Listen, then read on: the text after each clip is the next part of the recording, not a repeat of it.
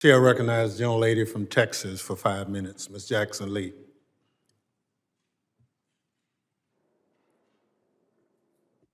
Thank you, Mr. Chairman. The young lady is recognized. Thank you. Let me welcome you, Mr. Secretary, and let me first of all hold up the document dated April 26, 2022. Thank the administration for recognizing the responsibilities we have at the border with increased personnel. Certainly our staffing at the border needs that kind of help, increasing the processing efficiency, particularly interrupting the corrupt efforts of human smugglers, not creating the havoc of separating unaccompanied children or children from their families, or taking unaccompanied children, so that almost 4,000 in the Trump administration that were separated, many of whom never got reunited, does not occur. I think it is also important to put on the record very quickly that the Order 42 from the CDC is not under the jurisdiction of Homeland Security. When I ask you a question, you might just simply say yes or no, whether it is. But let me move forward so that it's important to look at the funding. Let me quickly move forward on the question of the cyber.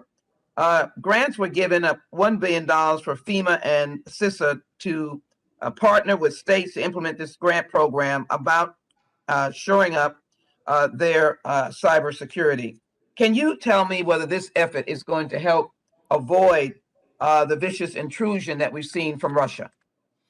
Congresswoman, thank you for your question. The grant funds that CISA, the Cybersecurity and Infrastructure Security Agency, has been given to distribute in collaboration with FEMA is a vital resource to equip others to strengthen their cybersecurity.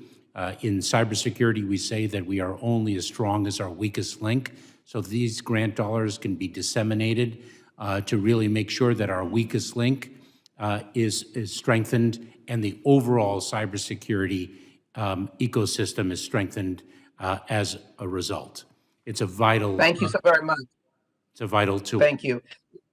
One of the grant sources that our urban areas, small and large, are committed to is the Urban Area Security Initiative. I noticed a decrease. Could you explain why there's a decrease of $122.5 million? Because of the desperate need that communities need to have this kind of Homeland Security grant.